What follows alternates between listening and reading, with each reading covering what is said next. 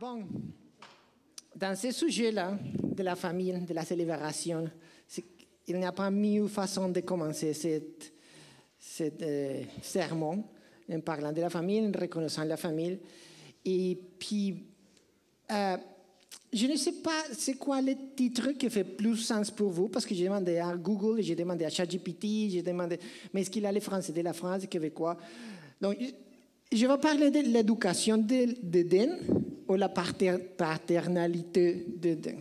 Donc, pendant le transcours de le sermon, vous verrez, vous comprendrez. Donc, vous pouvez choisir les titres qui vous conviennent mieux dans votre cœur.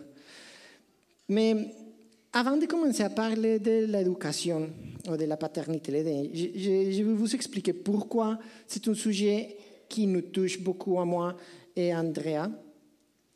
Si vous étiez dans le dernier été, nous avons eu l'opportunité de raconter notre témoignage. Je ne vais pas le raconter tout à nouveau, c'est dans les podcasts de l'Église, si vous voulez savoir plus, ou juste approchez-nous pour nous demander. Mais quand Samy, notre petite, était né, André, mon épouse, a failli mourir à plusieurs reprises. Ses chances de survie étaient 5%, donc ses chances de mort. On a passé 40 jours dans soins intensifs. Après 3 jours, sa chance de mourir était 95%. Puis après ça, elle ne fait pas qu'empire, encore. Donc nous avons arrivé jusqu'à le point que c'était la mort presque sûre. Mais grâce à Dieu, grâce à ses grâces et ses miracles, on est ici aujourd'hui. Mais pendant les premiers jours qu'on était dans l'hôpital, Andrea a eu une période d'inconscience qu'elle appelle des conversations avec Dieu. Dans ces conversations qu'elle a maintenues avec Dieu, elle lui a demandé, Dieu, laissez-moi connaître mon enfant. Dans notre mot, c'est une façon de dire, laissez-moi être maman. Et Dieu l'a écouté, et Dieu, dans sa grâce, l'a accordé cette demande-là. Puis, c'est ça une raison pour laquelle, depuis qu'on a commencé, depuis qu'il a connu Samy, parce qu'il n'est pas le connu, comme la majorité des mamans, une fois qu'il sort de le ventre, il a connu 40 jours après. Quand il a commencé sa maternité, elle a ressenti le profond désir de faire son mieux, de donner tout ce qu'il veut. Donc, on a commencé avec une question. Comment puis-je le faire bien? Comment puis-je le faire mieux? Mieux que la façon dont ils me l'ont fait avec moi. Est-ce que vous avez déjà se posé ces questions parfois? C'est intéressant. Quand on est arrivé ici à l'église, avec Andrea, depuis plus qu'un an, on a senti, c'est une église petite, c'est une église familiale, il n'y a pas beaucoup de gens, on a se senti bien. Et puis quand le pasteur de ce moment-là a appelé les enfants à sortir à l'école de dimanche, on voit l'église petite, mais il a commencé à sortir des enfants. Ils sortent partout, je ne sais pas, dessous les chaises, entre les trous. On était comme, my God, il y a plus d'enfants que des adultes. Oui, dans un email que Nathalie nous a envoyé depuis 2 semaines, tu nous as raconté qu'il avait 30 enfants dans l'école de dimanche. Si on raconte ici, on est pas mal 30 adultes. Donc c'est une église familiale. Puis là, je pense que la majorité ici, soit qu'on est des parents, ou bien sûr qu'on est des enfants. pas d'autre option. Puis quand on essaye de se poser ces questions, ces questions impliquent 2 choses. La première, qu'on reconnaît que dans la façon que nous avons grandi, il y a des choses qu'on aime, qu'on remercie, mais il y a quelque chose qu'on dit, je peux faire mieux, je veux faire mieux que ça avec mes enfants. Et Puis avec Andrea, nous avons posé ces questions. C'est ainsi que les premières années des amis, nous avons cherché à nous former, et lire, étudier, suivre des cours, des formations, investir de temps, d'efforts, de l'argent, chercher, écouter, corriger, échouer, corriger encore, échouer encore, guérir, pleurer, apprendre. Nous avons tout ça passé pour nous former et essayer de faire le mieux avec Samy. Puis c'était pendant les périodes de la Covid que Dieu nous a mis sur le corps ce désir d'ouvrir notre connaissance pour le partager avec des autres parents. Des mamans et des papas qui vont embrasser cette magnifique tâche, mission de la paternité, puis des soutiens, personnes qui partagent la même vision que nous. C'est à partir de là que nous avons créé notre réseau social en espagnol pour parler de paternité. Ça s'appelle Juntos Criando con Propósito. C'est en espagnol. En français, c'est dire ensemble, nous élevons avec un but, avec un objectif. C'est une traduction pareille. Donc, si vous parlez espagnol et vous voulez nous suivre, vous nous trouverez sur YouTube, Instagram, TikTok, Facebook, Spotify, whatever. Oui. Mais c'est aussi pour vous dire que le premier ministère de nous, c'est le ministère de votre famille. Notre premier ministère, c'est notre famille. Puis la première personne que vous devez évangéliser, c'est vos enfants. Et c'est la personne qui plus va vous suivre, vous voir, vous entendre, c'est votre exemple. On évangélise notre enfant sans parole, mais avec des actions. Oui, donc c'est pour ça qu'on est passionné de ce sujet. Je pourrais parler ici tous les jours, toute la semaine de ça, mais non, on n'a pas le temps, donc ne vous inquiétez pas. On a envoyé un email cette semaine pour vous demander si vous avez l'opportunité de lire pour se préparer pour aujourd'hui, Genèse 2 et 3. Si vous avez eu le temps, magnifique. Sinon, ne vous inquiétez pas. Je ne vais pas lire tous les 12 chapitres parce que mon accent, ce n'est pas le mieux. Et pour lire la parole avec des mots qui sont difficiles, je trouve toujours la misère de ça, mais on va essayer. Donc, j'aime raconter des histoires. La narrative, c'est une chose qui m'appassionne. Je l'ai fait avec beaucoup de passion dans l'espagnol, aussi l'anglais. Donc, pour les Français, on va essayer aujourd'hui. Je vous encourage à ouvrir vos oreilles pour essayer de m'écouter. Puis, je vais vous raconter rapidement qu'est-ce qui passe dans les premiers 2-3 chapitres de Genèse. Oui, donc, allez-y. Dans la Genèse 1, Dieu a tout créé. Il a créé le ciel, la terre, la lumière, la pénombre. Il a tout fait. Il a même fait l'homme. Et puis, après, il a resté. Ça, c'est chapitre 1. C'était vite. Chapitre 2, la parole, la Bible, nous parle plus en détail comment est-ce que Dieu a fait la partie de l'homme et les femmes. Parce que dans chapitre 1, c'est comme un bref. Chapitre 2, c'est un zoom-in. Il a s'approché pour nous parler que l'homme était fait. Donc Dieu a fait l'homme. Une fois il a tout fini, il a soufflé et voilà, la vie de l'homme a commencé. Après la création de l'homme, il a créé les jardins. La terre était tout déjà créée. Mais il a mis l'homme à côté, vivant. Il a venu pour créer les jardins, mis les arbres, les fruits, l'arbre de vie. Bon, il a tout créé. Et après, Dieu vient, prend l'homme, il les met sur les jardins de l'Éden. Il les met avec un but. Tu vas cultiver, tu peux manger ça, oui, tu peux manger ça, pas ça. Il lui explique tout ce qu'il peut faire dans les jardins. Mais tu ne mangeras pas de l'arbre de la vie, de l'arbre de bien et mal que j'ai mis sur le milieu du jardin. Après, Dieu les regarde. il voit que l'homme est content, mais qu'il manque de quoi. Donc, il vient parler à l'homme, faire rapprocher tous les animaux. Il commence à mettre les noms sur les animaux. OK, comment est-ce que tu veux qu'ils s'appellent? Chat, chien, OK, vache, chevaux. Ensuite, il a nommé tous les animaux. Mais après ça, je pense que ça, c'était plus qu'une journée. Pour nommer tous les animaux, ça a pas mal pris de temps. Et l'homme a terminé sa tâche, mais il n'était pas content, il n'était pas complet. Donc Dieu a dit, OK, il manque quelque chose encore.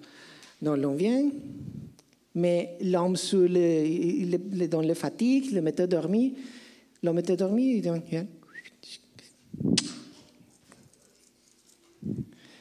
et avec une petite portion de l'homme, il crée la femme. Et c'est là que l'homme, j'aime ça, c'est quand l'homme se réveille, l'homme est comme, oh là là, voici cette fois celle qui est faite de mes mêmes os et de la même chair que moi. J'imagine comme, oh Dios, uno A. Oui, numéro 1, merci Dieu. Oui. Donc Dieu a fait la femme. Il a commencé à se promener, à jouer. Dieu a donné les mêmes instructions que Dieu avait données à Adam, les donne à la femme, soit Dieu, soit Adam. Ils ont bien compris la mission et le bout qu'il y avait à faire sur le jardin. Mais la serpente arrive tranquillement sur la femme et... Psst, psst, psst. Venga. Psst, mami, venga, le digo. La femme écoute la voix de la serpente et établit une conversation. La serpente vient le challenger pour lui dire, oh, Dieu vous a dit ça. Il commence à injecter tranquillement, goutte par goutte, de la doute jusqu'à la femme est trompée. Puis il mange, il donne des fruits à l'homme. Normalement, on passe les fruits comme une pomme. Ce n'est pas une pomme, c'est pas quel type de fruit était. Donc, je ne vais faire pas les mimiques d'une pomme, mais on va prendre un fruit plus grand. Et il l'a donné à son mari. Il l'a mis. Et tout à coup, quand ils l'ont mangé, c'est comme... Oh! Ils ont réalisé qu'il était nu. Il avait honte. Donc, ils ont commencé à prendre des feuilles pour se cacher. Il était en train de faire ça. Quand ils ressentent que Dieu vient à se promener dans les jardins.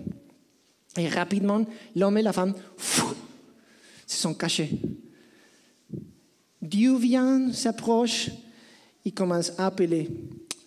Adam, Ève, où es-tu? Dieu savait. Mais même, Dieu vient plus le part.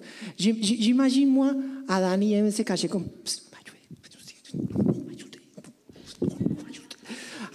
Jusqu'à le point qu'Ève... Oh, oui, Dieu, je suis ici. Donc Dieu demande pourquoi... pourquoi tu te caches? Et alors, non, c'est parce qu'on était nus, et donc on avait honte. Dieu, pourquoi vous savez que vous étiez nus?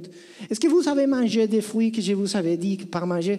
Que Dieu, comment est-ce que je t'explique? C'est la femme que tu m'as donnée? Puis, si, Ève, viens ici. Pour moi, c'est la serpente. Donc, ça passe escalader rapidement jusqu'à le point que Dieu les fait sortir du jardin. Et après qu'ils sont sortis du jardin, Dieu a fermé la porte du jardin. Il a mis des chérubins pour bien garder non, c'est pas comme ça. Pour garder la porte et les chemins sur l'arbre de vie. Voilà. Genèse 2, Genèse 3. Genèse 2, Genèse 3. Maintenant, on va passer à explorer comme cette histoire nous parle beaucoup de la paternité et de l'éducation. Donc, on va presser chaque verset pour mieux comprendre des magnifiques histoires qui sont racontées.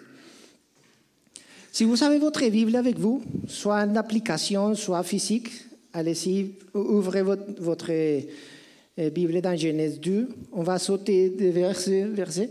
Mais j'ai essayé de mettre ici dans le projecteur la majorité des versets qu'on va à vous raconter. Donc, on commence avec les versets 8 et 14 qui dit « L'Éternel Dieu plante un jardin en Éden, du côté de l'Est, et il a mis l'homme qui avait façonné. » Donc, qu'est-ce qu'il a fait en première dans cette... Dieu a préparé le terrain. Si vous êtes un parent, c'est votre responsabilité. Pensez en avance.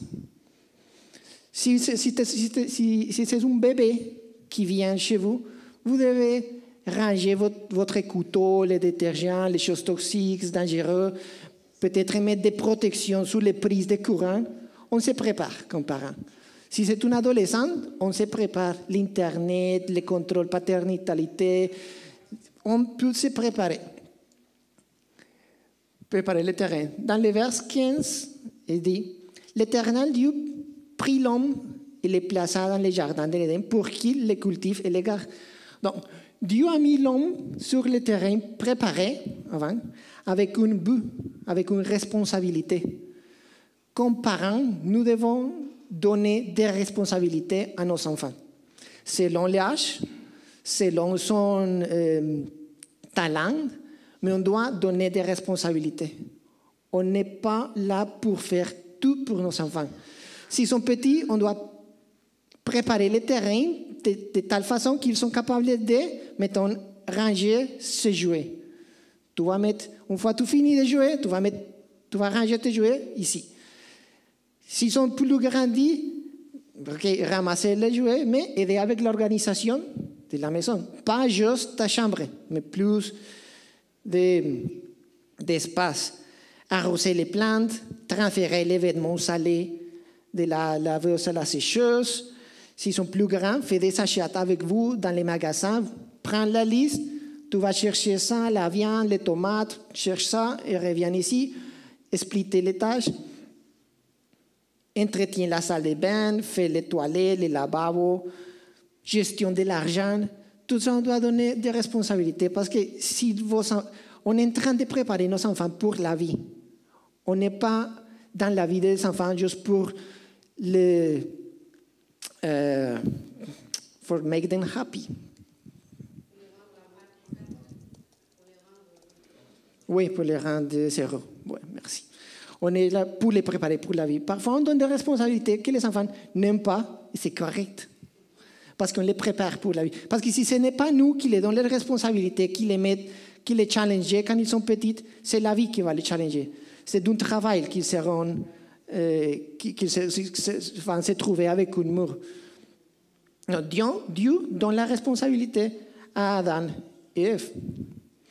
Après, dans le verset 16, il dit « L'Éternel Dieu donna cet ordre à l'homme. Tu pourras manger des fruits de tous les arbres du jardin. » Il donne des instructions positives. C'est que si, pour faire, Dieu commence comme parent, à lui dire quelque chose sont capables de, oui, faire. Dieu donne les instructions de où est-ce que c'est la lumière verte. Pour où est-ce qu'on doit passer. Parce que normalement, comme parent, on fait, fais pas ça, saute pas sur la lit, fais pas ça, mets pas ça, pas. On donne non, mais on oublie de donner qu'est-ce qu'ils sont capables de, oui, de faire. Mettons, on fera un exercice. Si je vous dis, ne saute pas sur le lit, qu'est-ce que vous imaginez? Quelqu'un qui saute sur le lit. Et si je dis, ne porte pas ses souliers rouges, qu'est-ce que vous imaginez? Quelqu'un avec des souliers rouges. Donc, quand on donne une instruction négative, inconsciemment, on met une image sur notre enfant de la chose qu'on ne veut pas qu'il fait. Donc, on doit donner l'instruction. De l'autre côté, mettons, la lit, c'est pour dormir. Tu pouvais sauter au patio ou dans les sous-sols. Qu'est-ce que vous imaginez? Quelqu'un dans un lit en train de dormir, ou vous, dans votre tête vient le patio. Ne mettez pas ces souliers rouges. Au lieu de ça, allez changer, mettez tes souliers jaunes. Les souliers rouges sont pour une occasion spéciale. Je dis n'importe quoi. Oui, ça change. Donc, si on donne des instructions, n'importe quel âge, même s'ils sont des ados ou plus, si on dit qu'est-ce qu'on veut qu'il fait, c'est plus facile qu'on trouve un résultat positif. Et Dieu lui dit, vous pouvez manger de tout pour manger. Donc, il commence par une instruction positive. Mais aussi, il dit, mais tu ne mangeras pas les fruits de l'arbre de la connaissance du bien et du mal, car les jours que tu les mangeras, tu mourras. Tu mourras, c'est certain.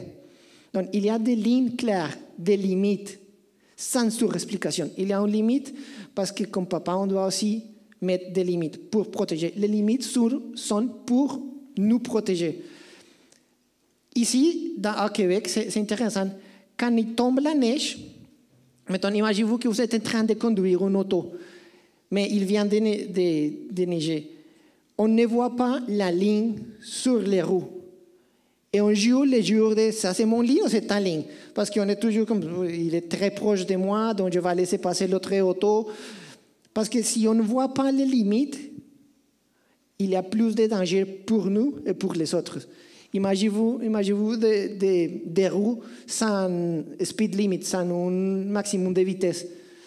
Ça, on commence, ça c'est le fun. Mais quand tu vois qu'il y a des gens qui te passent à beaucoup, qu'il y a des maisons, des écoles, le danger est là. Donc les limites ne sont pas pour limiter le libre croissance de notre enfant. Les limites, c'est pour diriger, pour protéger les autres et pour nous protéger à nous. Puis après, Dieu donne aussi limites et conséquences claires. Il a dit, si tu fais ça, tu mourras. Donc, on peut donner à nos enfants des conséquences qui sont conséquences liées à les choses qu'il fait. Ce n'est pas cohérent dans la tête d'un enfant si tu dis une conséquence qu'il n'y a pas de relation avec l'action ou la situation qu'ils vivent maintenant. Mettons, si tu ne fais pas ta devoir, tu n'iras pas à ton classe de soccer le dimanche. Au début, il n'y a pas une relation dans ça. Mais ici, il y avait une relation dans une conséquence claire. Puis Dieu s'assurait qu'il comprenne la conséquence. Si vous sautez à Genèse 3.3, Ève l'explique à la serpent c'est quoi la conséquence de manger de l'arbre, des fruits, du bien et mal. Donc, comme papa explique la conséquence, dans un moment que l'autre personne est en train d'écouter, de comprendre, il s'assure que l'enfant comprenne la ligne claire et la conséquence. Et une autre chose ici intéressante, c'est que Dieu était commis à faire appliquer la conséquence. Parce qu'il y a une différence entre conséquence et menace. Et comme papa et maman, parfois on tombe dans les menaces et pas en conséquence. J'ai écouté des familles que, mettons, il y a un voyage de vacances à Floride le prochain week-end. Et aujourd'hui, l'enfant est en train de faire une destruction des responsabilités, des sacrés, n'importe quoi situation. Et le papa lui dit, si tu continues à faire ça, on ne va pas aller à la Floride, on n'ira pas. Est-ce que c'est vrai que comme papa, tu es capable de faire appliquer ces conséquences? Vous avez déjà un billet d'avion acheté, une réservation d'hôtel, louer un char. Il y a beaucoup de choses que comme papa... Donc, faites attention de ne pas promettre conséquences que vous ne serez pas capable d'appliquer. Parce que vos enfants vont savoir. Et ça ne sert à rien. C'est une menace. Ce n'est pas une conséquence. Et ici, même si c'était une conséquence difficile, tu mourras, Dieu était 100% sûr de l'appliquer. Finalement, dans le verset 18, l'Éternel Dieu dit, « Il n'est pas bon que l'homme était seul. Je lui ferai une aide qui soit son vis-à-vis. » C'était un père observateur. Parce qu'il observait quand Adam avait la relation ou la situation avec les animaux, avec tout seul. et Dieu l'observait. Comme papa et maman, on doit observer à nos enfants. On peut connaître, même sans parler, sans parole, on peut connaître s'ils sont contents, s'ils sont heureux, s'ils sont tristes. Mais ça fait grâce à la proximité, grâce à la relation, grâce au temps qu'on passe ensemble. Donc, comme papa ou maman, on doit aussi bien observer nos enfants. Donc, bref, dans le chapitre 2, il avait une relation proche. Dieu a donné des instructions. Adam et Dieu ont passé un temps ensemble. Ils ont passé un temps de qualité ensemble, pas juste un temps, mais un temps de qualité. Il a créé un lien, une confiance. Adam a appris à reconnaître la voix et la présence de Dieu. C'est pour ça que même pas avant que Dieu parle, Adam et Ève sont cachés. Parce qu'Adam a entendu, ça c'est Dieu. Et Dieu lui a donné la liberté, la confiance. Ce n'était pas un père surprotecteur. Temps de qualité, on est dans une société dont nous avons beaucoup de choses à faire toutes. Est-ce que j'ai le travail, la nourriture, les achats, beaucoup de compromis, et on pense qu'on n'a pas le temps pour investir dans notre enfant, spécialement s'il y a des familles avec 2, 3, 4 enfants. Je sais que c'est tough. Mais des études démontrent qu'un enfant a besoin juste de 10 minutes de temps de qualité avec papa ou maman par jour. 10 minutes de qualité, c'est 10 minutes sans des tablettes, sans TV, sans cellulaire. C'est 10 minutes que tu regardes à les yeux de tes enfants, que tu t'approches à son âge et tu lui dis, OK, qu'est-ce que tu veux jouer? Dis-moi, tu, c'est quoi les jeux? Dis-moi les instructions, comment est-ce que les jeux fonctionnent? Qu'est-ce que tu veux que j'ai fait? Et on va jouer ton jeu. 10 minutes de qualité, ce n'est pas comme maman quand tu dis, OK, viens avec moi chez Maxi, on va faire les achats ensemble. Ce n'est pas ça. Même parfois, si tu fais des biscuits, ça peut marcher, mais ça marche mieux si c'est l'idée de ton enfant. Si ton enfant te dit, je vais faire des biscuits avec toi, voilà, c'est correct. Mais c'est quand l'idée vient d'eux, quand c'est eux qui mettent les instructions, ça, c'est temps de qualité. Donc, ne vous inquiétez, qu'est-ce que je n'ai pas beaucoup de temps pour passer avec mes enfants. Mais 10 minutes de qualité, ça fait le job. Puis la liberté et la confiance, je me demandais pourquoi Dieu a laissé Adam tout seul avec ses dangers. Parce que Dieu lui a donné la liberté et la confiance. Le libre albedrío, je ne sais pas comment ça se dit en français, mais la liberté. Oui, libre arbitre. Merci. Donc, parfois, on doit, comme papa, comme maman, laisser les enfants faire des choses, même si on sache qu'ils vont échouer. OK, on met un protège, comme Dieu, il a déjà préparé, même avant qu'Adam et Ève mangent du fruit. Même avant qu'Adam et Ève échouent, Dieu a déjà mis dans son plan la rédemption avec Jésus. Donc, comme papa, il était tout bien protégé. Mais il donne la liberté et l'espace pour les enfants pour échouer. Genèse 3. On avance. La serpent a dit à la femme, et la femme a répondu au serpent, oui. La serpent donne à la femme. Donc, il commence à établir une relation entre la femme et la serpente. Ils ont entendu une autre voix, ils ont été trompés. Dans le verset 16, la femme vit que l'arbre était porteur de fruits bons à manger, agréable à regarder, précieux pour ouvrir l'intelligence. Donc, elle a pris de son fruit, elle en mangea, elle en donna aussi à son mari qui était avec elle, et il en mangea. Donc, ils ont désobéi, et avec la désobéissance, leur relation avec Dieu, qui était une relation proche, s'est brisée. Parce Adam et Ève ont commencé à confier plus dans la serpente, dans la voix de la serpente que la voix de Dieu. Parce que la serpente a mis la doute pour dire « Ah, est-ce que Dieu vous avait dit ça ?» Ce n'est pas vrai. Donc, Adam et Ève ont commencé à penser que Dieu mentit. Et ça crée un espace entre Dieu et Ève. Donc, c'était la première conséquence qu'ils ont vue. C'est pour ça qu'ils voudraient se cacher quand Dieu se rapproche. Et on voit ça aussi dans le verset 7. Leurs yeux, à tous deux, s'ouvrirent et ils prirent conscience qu'il était nu. Ils s'attachaient de fruits de figuier ensemble et s'enfrirent des ceintures.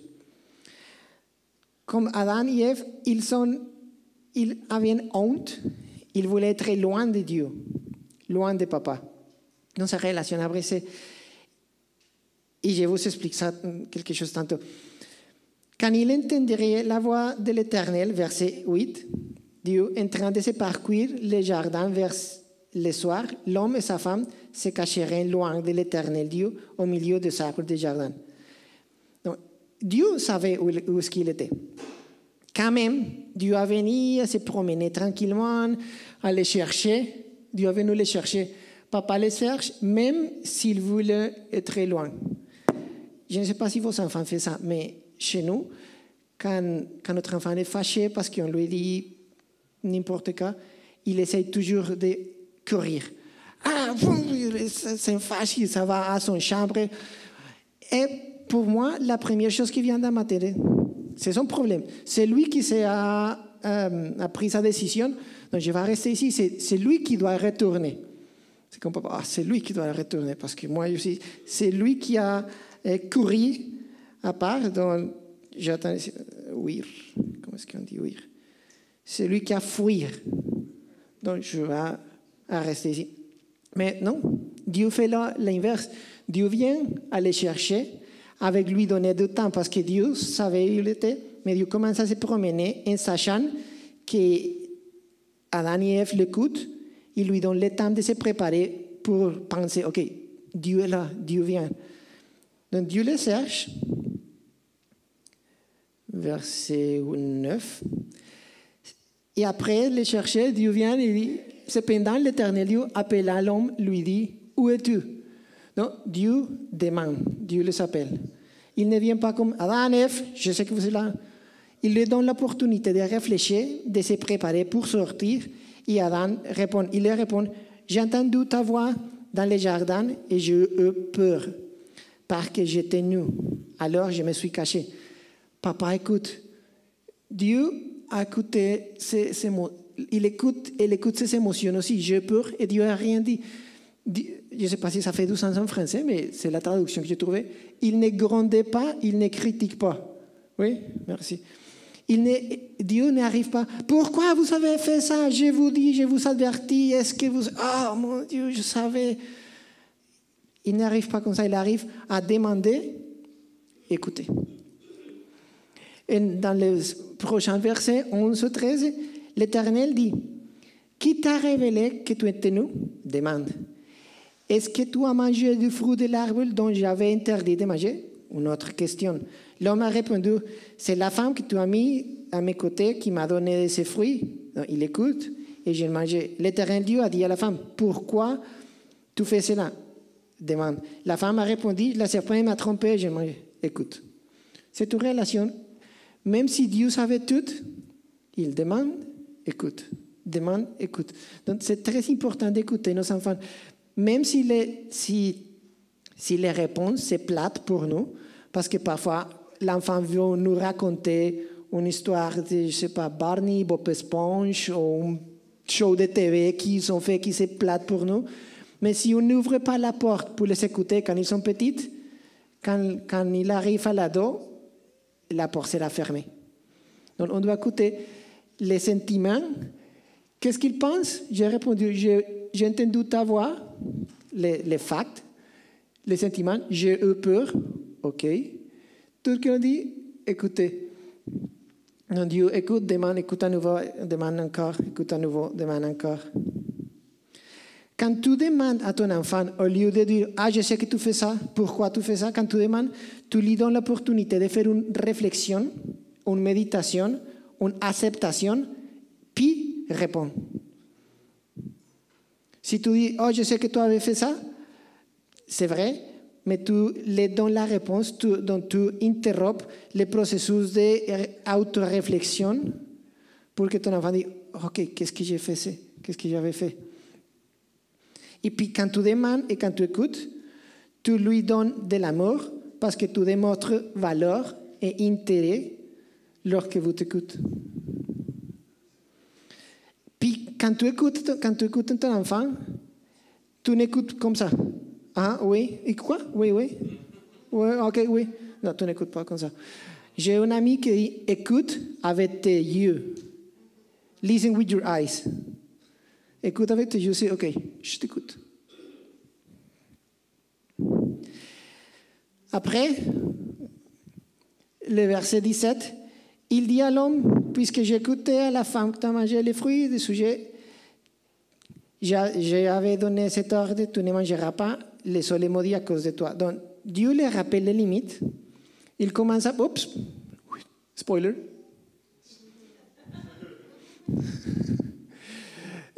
Dieu a commencé à rappeler les limites et la ligne claire. Donc, quand tu vas appliquer une conséquence avec ton enfant, c'est mieux que tu le rappelles. Est-ce que tu te souviens, nous avons parlé de ça. Est-ce que, rappelle-toi, nous avons accordé ces limites. Après, vient la discipline. Dans le verset 19, c'est à la sueur de ton visage que tu mangeras du pain. Dans la discipline physique, ce n'est pas frapper. La discipline physique, c'est quand tu donnes une responsabilité qui implique ton corps et qui implique des efforts. Parce que ça, c'est la discipline naturelle de la vie. Si tu vois une discipline olympique, c'est une discipline d'effort. Si tu vois la discipline de travail, c'est une discipline qui a besoin que tu te lèves tôt, que tu ailles conduire jusqu'au bureau, whatever. Donc, Dieu lui donne la discipline du travail pour les faire réaliser, comprendre les valeurs du résultat. Parce qu'il mangeait, avant de les pêcher, tous les arbres et tous les fruits se cultivaient tout seuls.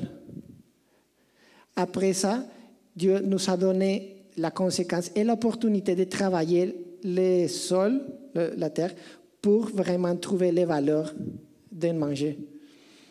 Donc ça, c'était partie de la conséquence de la discipline.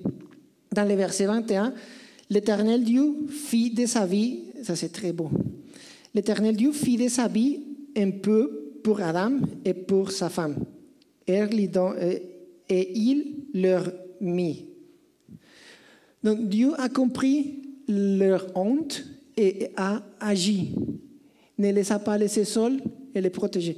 Même si Dieu était en train d'appliquer la conséquence, Dieu n'enlève pas la conséquence, mais pendant la conséquence, il continue à les protéger, à les accompagner. Parce qu'Adam, il avait déjà fait quelque chose pour elle et pour Ève, mais c'était pas à la mode. C'était pas mauvais. Donc Dieu lui a donné un bon vêtement pour bien s'habiller, pour bien se protéger, parce que Dieu savait qu'après sortir du jardin, une nouvelle vie commence, mais Dieu, avec ça, il a dit, je suis avec vous. Même si la conséquence, je suis triste avec la conséquence, je ne vais pas enlever la conséquence, mais regarde, je vais te mettre ça, comme ça tu peux te rappeler que je suis avec toi. Verset 23, ainsi l'Éternel Dieu les chassa du jardin de l'Éden pour qu'ils cultivent la terre d'où il avait été tiré. Après avoir chassé Adam, il posta à l'est du jardin les chérubins qui s'agitaient une épée flamboyante pour garder les chemins de l'arbre de vie. Dieu explique la conséquence. Il avait l'arbre de vie, que c'est pour une autre discussion, pourquoi il nous a protégés de manger de l'arbre de vie en temps d'une relation brisée, parce que sinon on aurait une relation brisée éternellement, mais Dieu a protégé de manger de l'arbre de vie, comme ça la mort vient affermir ce truc, puis Jésus peut remplir les trucs et nous approcher à Dieu. Mais j'explique ça après notre moment. Donc, Dieu expliquait et appliquait la conséquence de la ligne claire. Je reviens sur le sujet des conséquences. Quand tu donnes une conséquence à tes enfants, qu'il soit une conséquence que tu es capable d'appliquer. Ce n'est pas, oh, tu n'auras pas de tablettes, jamais. Un an sans télévision, c'est presque impossible. C'est préférable que tu fasses une conséquence petite, mais que tu t'assures 100% que, ok, si tu continues à faire ça, je vais te retirer le téléphone pendant 2 jours. Il semble petite, mais tu es bien capable de faire ça. Ça dépend de ta famille, ta conséquence. Tu peux faire un jour, 12 heures, une semaine, n'importe quoi, mais que ton oui soit oui, que ton non soit non, que ta parole soit claire. Donc Dieu a commencé ces conséquences, mais quand Dieu, même s'il les a sortis du jardin, Dieu avait déjà un plan de rédemption dans sa marche. Et je vais faire une parenthèse ici, même si on parle de paternité et d'éducation, tout ça, ce n'est pas juste un papa, c'était Dieu. Et Dieu, c'est plus grand que juste la paternité. Donc, Dieu les a sortis du jardin pour lui dire, je vous ne laisse pas tout seul.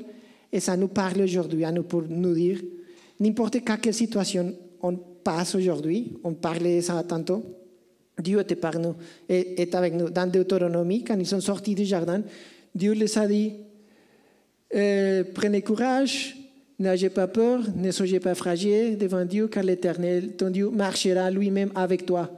Il ne te laissera pas, il ne t'abandonnera pas. Ça, c'est dans le désert. Après, Dieu nous a donné Jésus. Jean 3,16, en effet, Dieu, en tant qu'aimé le monde, qu'il a donné son Fils unique afin que, qu'on croit en lui, ne périsse pas, mais ait la vie éternelle. Donc, je suis avec vous. Matthieu 28, 20. Et moi, je suis avec vous tous les jours jusqu'à la fin du monde. Genre, quant à moi, je prierai le Père qui vous donnera un autre défenseur afin qu'il reste éternellement avec vous. Donc, c'est les mêmes caractéristiques quand Dieu les a donné de sa vie pour lui dire, on va vivre des situations difficiles, on va vivre les conséquences du péché, on va avoir des combats avec Satan, mais je suis avec vous. Ne laisse pas sur les enfants. Donc, tant que parents, on a une responsabilité. Apprendre à l'enfant les chemins qu'il doit suivre, même quand il sera vieux, il ne deviendra pas. Donc, nous avons une responsabilité en tant que parents, mais ce n'est pas une responsabilité dans les résultats de nos enfants. Même si nos enfants ne réussissent pas à ce qu'on pense pour lui, ça, ce n'est pas notre responsabilité, ce n'est pas les résultats, mais c'est dans le processus, dans le fait de guider, d'accompagner, de poser des limites, poser des questions, enseigner, donner la liberté, écouter, laisser vivre les conséquences. On est avec nos enfants dans le processus, même si les résultats, ce n'est pas ce qu'on veut. Tout ça pour vous dire, la Bible nous parle de beaucoup de caractéristiques qu'on peut appliquer en tant qu'enfant, mais en tant que parent, mais aussi en tant qu'enfant de Dieu. On est enfant de Dieu et on peut nous approcher à notre Papa éternel, notre Abba Padre, en savoir qu'il fait tout ça, il cherche à nous approcher, il nous donne des instructions positives, il nous pose des questions, mais aussi comme papa ou comme maman, on doit poser des questions à nos enfants, passer des temps de qualité, construire une relation de confiance et de proximité, expliquer et respecter les conséquences, établir des limites claires et ne laisser pas les enfants tout seuls. Donc Dieu ne nous laisse pas tout seuls. Il est avec toi, il est avec moi, il est avec nous chaque jour. Et il aime passer des temps de qualité avec nous. Comme ce matin, comme quand on vient ici à l'Assemblée, on passe un temps de qualité avec la communauté, avec Dieu. Dieu nous pose des questions et Dieu nous laisse nous exprimer. Parfois, quand on prie, oh Dieu, tu déjà sais tout. Non, Dieu nous laisse ouvrir la porte pour que nous les raconte. Oh Dieu, j'ai peur à cause de ça, j'ai honte, je suis content, je suis triste. Il aime nous écouter parce que c'est un papa qui écoute. Donc, si je reviens à la question avec laquelle on a commencé tout ça, c'était comment je puis faire le bien, comment puis-je le faire mieux que la façon dont il était fait avec moi? La réponse est simple. On ne le fera jamais parfaitement. Comme papa, comme maman, on va toujours avoir des erreurs, on va échouer. Mais plus on ressemblera à Dieu, plus on le fera, plus on fera des pas pour bénir notre génération et les générations futures, afin À la fin de l'histoire, nos enfants, vos enfants, sont aussi les enfants de Dieu. Et ils ne les laissent pas tout seuls.